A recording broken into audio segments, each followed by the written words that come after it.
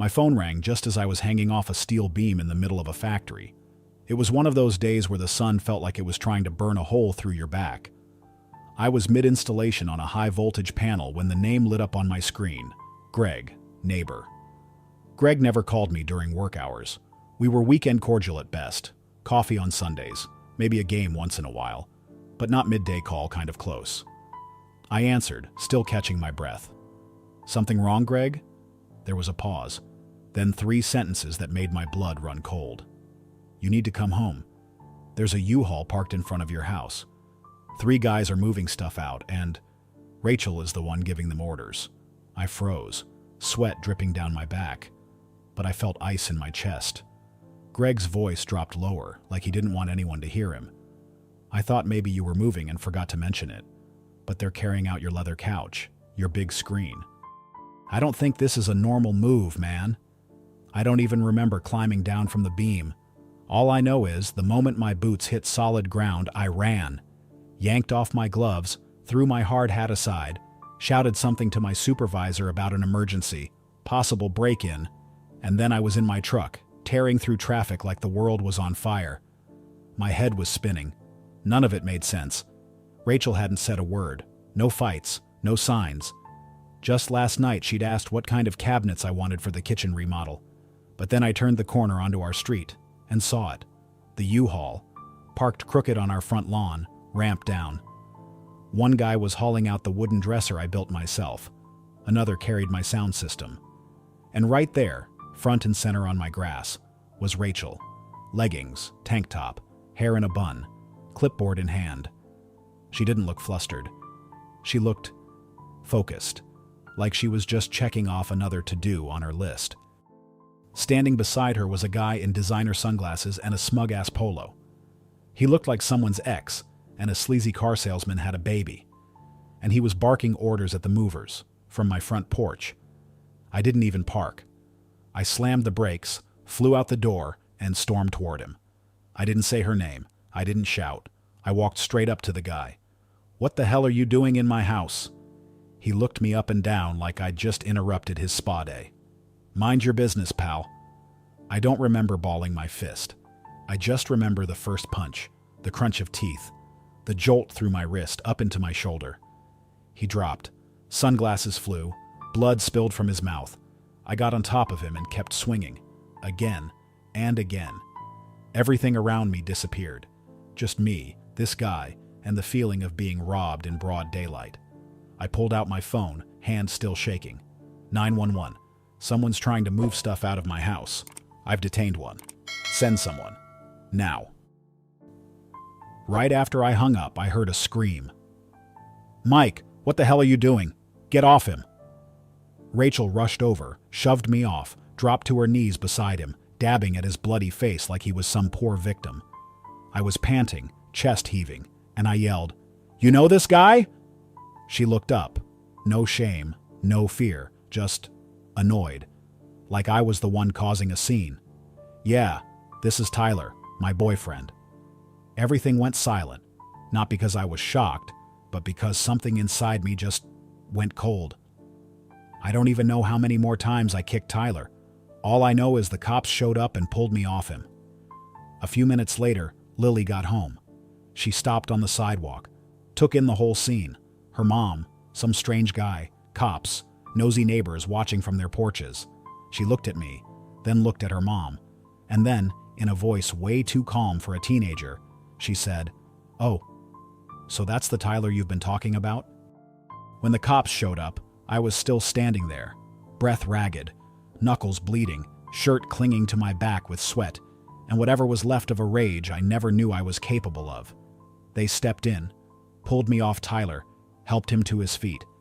His face was swollen, one eye already puffing up. But the way he looked at me, it wasn't fear. It was fury, like he was mad that I'd interrupted his little victory lap. One of the officers turned to Rachel. "Ma'am, is this man your husband?" She nodded. "And you're moving belongings out of the house?" "I'm just taking my half," she said, like that was the most reasonable thing in the world. The officer let out a long, tired sigh. "Ma'am, You can't remove property from a shared marital residence without a court order. That can be considered theft. Rachel froze, just for a second. What? You're serious? Half of this stuff is mine. Maybe, but the law doesn't work that way. Without a judge's ruling, you don't get to divide property on your own terms. Her mouth hung open. And I swear to God, in 17 years together, I'd never seen her this unglued. Not out of guilt, but because someone had just told her no, and that wasn't something she was used to hearing. The cop turned to the movers. Put everything back inside. They shrugged and started hauling furniture back in. Rachel stomped her foot like a child. This isn't over. I looked at her dead in the eye. Oh, sweetheart. It's just getting started. Once things started to settle, I turned and saw Lily still standing on the lawn like a statue. I motioned for her to come over. She did, but she wouldn't meet my eyes. I asked, low and steady, each word heavy. How long have you known about this? 6 months, maybe more. I nodded. Each nod felt like a cut. And you didn't say anything? I looked at my daughter, 16 years old enough to know what fear is, and clearly old enough to pick sides. You think Tyler's a better man than your father? She hesitated, then answered like she was reciting a Pinterest quote. Mom said, she and Tyler are soulmates. That life just pulled them apart, but they were always meant to be together. I turned away. I didn't trust myself to speak. Behind me, Rachel spoke with the tone of someone discussing a real estate deal. We need to sit down and divide everything fairly. I think we should split it all. The house, the accounts, the furniture. If something can't be divided, we'll sell it. She wasn't looking at me like someone who spent 17 years beside me. She looked at me like a terminated business partner. What exactly are you trying to take? I asked, voice hollow. What's mine? Half. We built this life together. I laughed. Half. She thought this was fair. I worked 60 hours a week, paid off the mortgage, rewired the damn house outlet by outlet, and she went to spas. Then logged onto Facebook to reconnect with her soulmate. That afternoon, her parents showed up. Susan and Robert. They didn't ask about me. Didn't ask why the police were there. Didn't ask if Lily was okay. Robert glanced at me, gave me a nod like I was a doorman, then turned to Rachel. You all right? I'm fine. Mike just overreacted. I had everything planned out peacefully. I looked at him. You think this is normal? Susan cut in, voice cool as ice. Mike, we've always believed Rachel deserved more. She gave up her youth for a life that was far too ordinary. I looked at them, then at Lily. She said nothing. No defense, no argument, just silent complicity. I didn't say another word. I walked into the living room and sat down. My knuckles were swollen, throbbing. My wedding ring felt like a weight welded to my hand. I slipped it off and placed it on the coffee table, the one I once imagined passing down to Lily someday. And I knew, right then and there, I was no longer the man of this house, and I sure as hell wasn't going to beg anyone to keep me in it. I didn't sleep that night, not because I was angry, though maybe I should have been, but because my mind was terrifyingly clear. There's something strange about pain. Once it hits a certain threshold, it stops burning. It freezes you. And in that cold, I started planning. The next morning, I walked into Daniel's office, my high school buddy, and conveniently, the best divorce lawyer in town. We used to play football together back in the day, and just last year, I'd rewired his entire house for free. I didn't call ahead. I just showed up. His secretary took one look at me, stood up, and led me straight in. Daniel looked up from his laptop. Jesus, Mike, you look like you got hit by a truck. Not far off, I said quietly. I need your help. I told him everything, no filter. From the U-Haul to, this is my boyfriend. From Lily's look of betrayal to Rachel's parents acting like I was never part of their family. Daniel didn't interrupt once. And when I was done, he said, we're filing today. Everything after that moved as fast as Rachel trying to clean out the house. Emergency divorce filing. Motion for a temporary hearing to freeze all assets. on grounds that the opposing party attempted to illegally transfer shared property. Daniel prepared like he was walking into a war he already knew he'd win. I left his office and drove straight to the bank. I handed the teller, Brenda, my ID. "I'd like to withdraw the full amount from our joint account." She glanced at the screen, then looked up a little nervously. "Current balance is $22,963.23. Would you like to withdraw all of it?"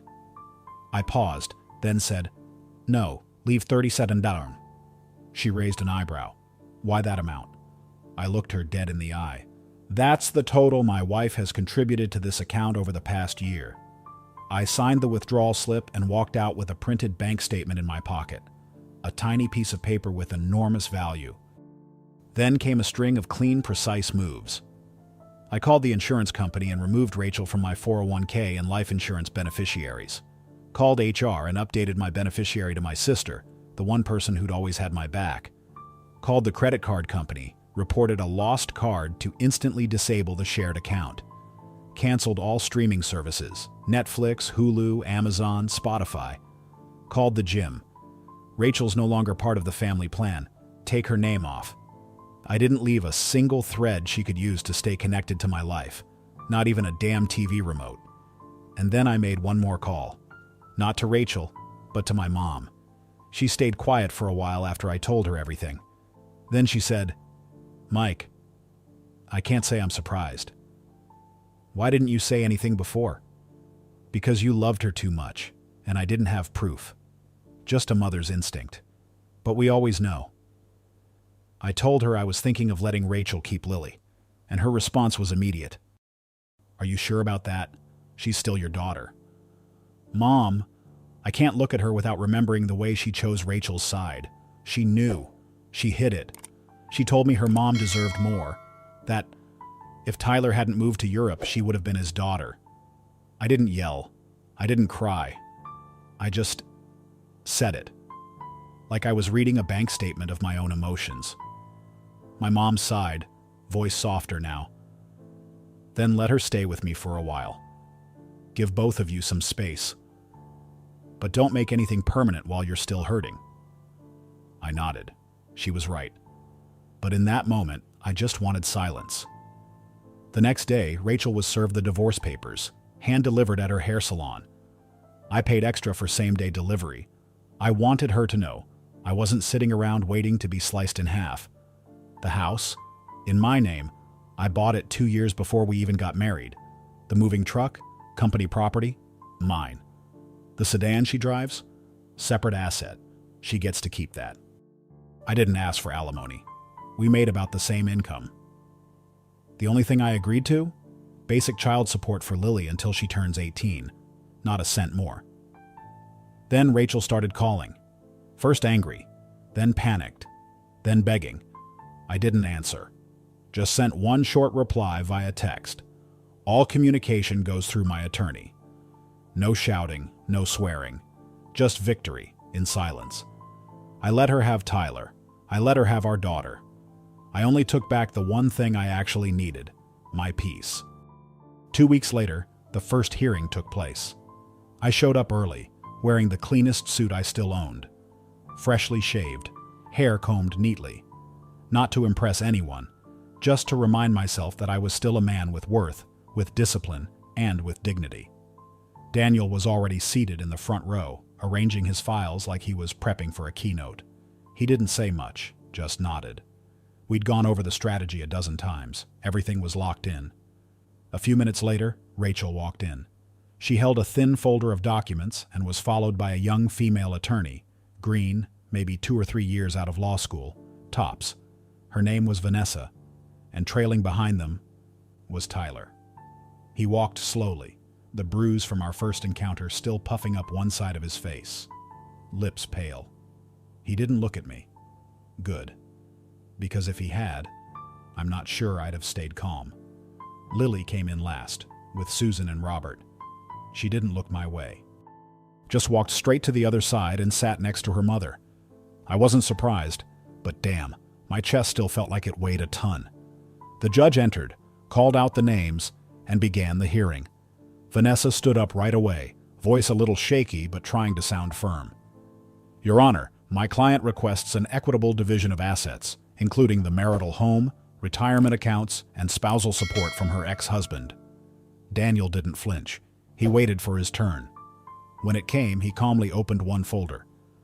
Your Honor, this house was purchased by Mike 2 years prior to the marriage. Here is the purchase agreement. He is the sole name on the title. He laid the document on the desk. As for retirement accounts, both parties have separate funds. No joint assets in that category. Their incomes are equivalent. There is no legal basis for spousal support. The judge nodded and skimmed through the files. Documents are accepted.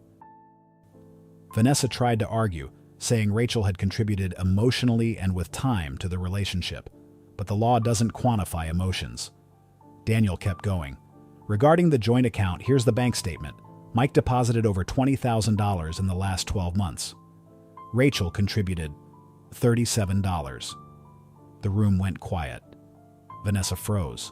Rachel flushed red. Tyler stared at the floor. The judge lowered his voice. Given the documentation provided, I'm ordering a freeze on current assets until final hearing. Any unauthorized transfers will be met with legal consequences. Just when it seemed like the hearing was wrapping up, the judge asked one more question. Who will be responsible for the care of Lily? I turned to look at Rachel.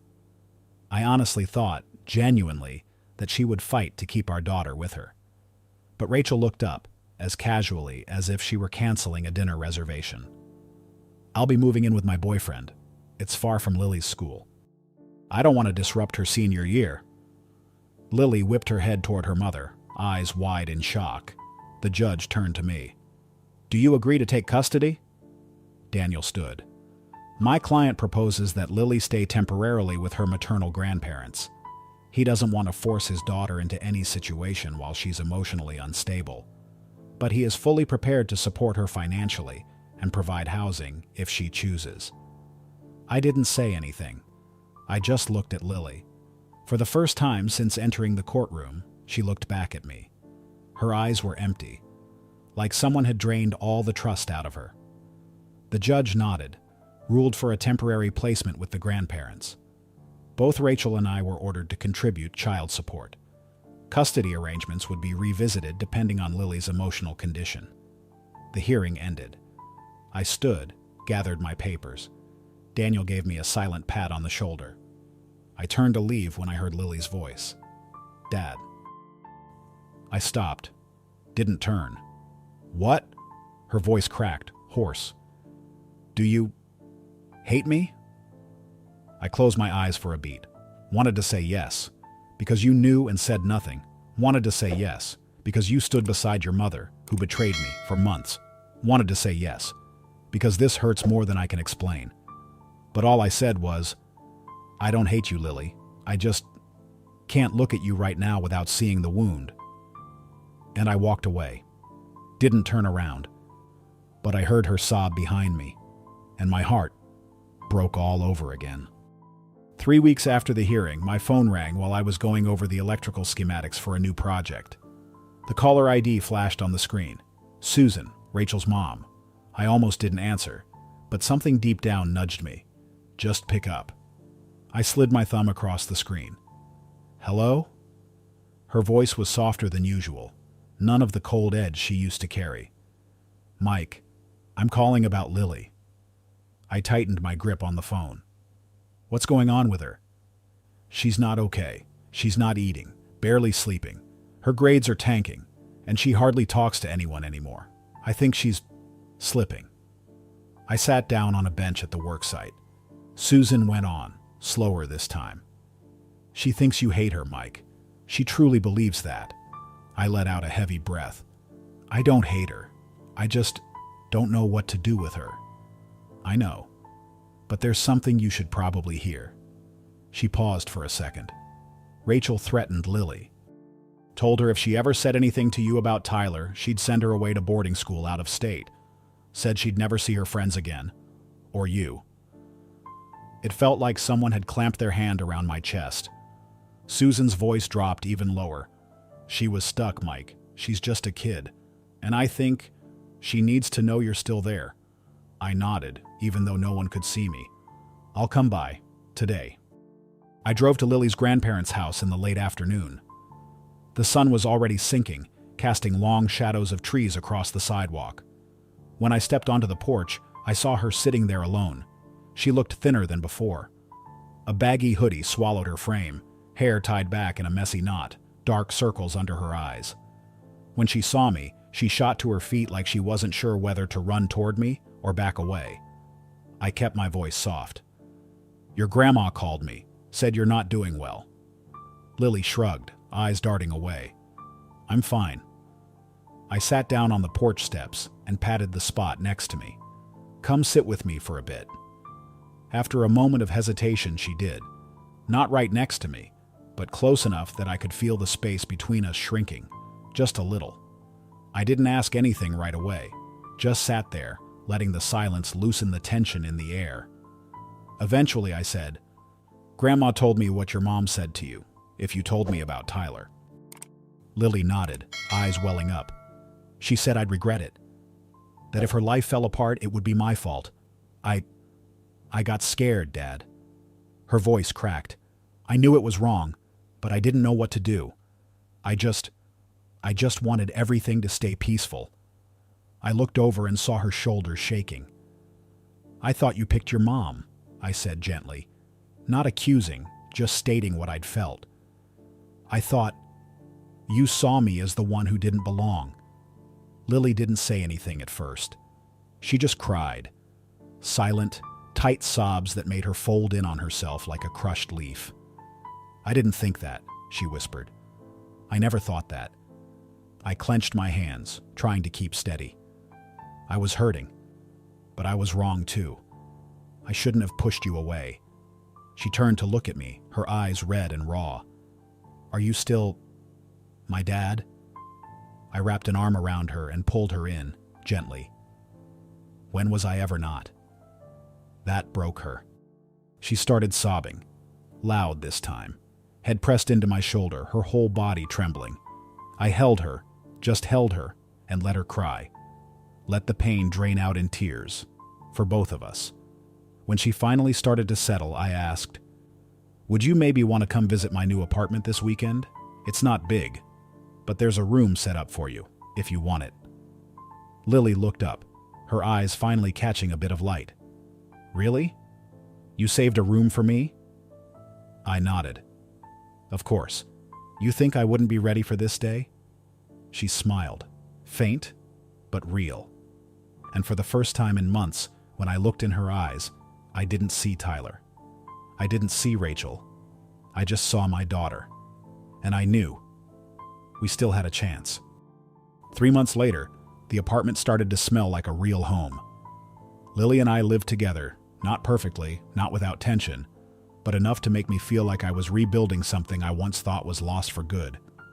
She went to therapy once a week, started focusing more on school. Lately, she'd been talking about college, asking what I thought if she majored in psychology. Because I want to help kids who felt stuck between their parents, like I did. I looked at her for a long moment, then nodded. "I think that's the most beautiful thing you've ever said." And Rachel and Tyler, they broke up. Turns out, Tyler was controlling, aggressive, nothing like the fairy tale father figure Rachel had painted in her head. Her dream cracked, and this time there was no one left to blame. I didn't feel joy, but I believed one thing: not everyone who betrays you is evil.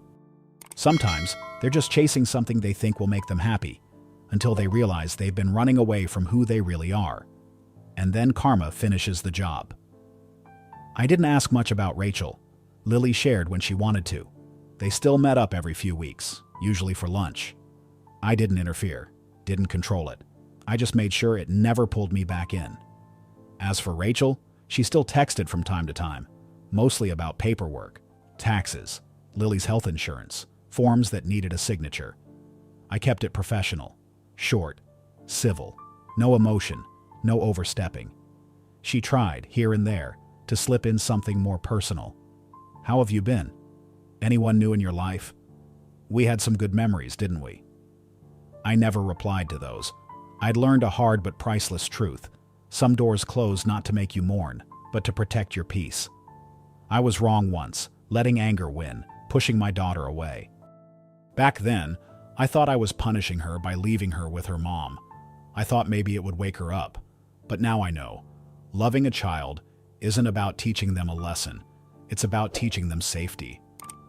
Lily came back, not because I forced her, but because she knew I was still here, and that I always would be.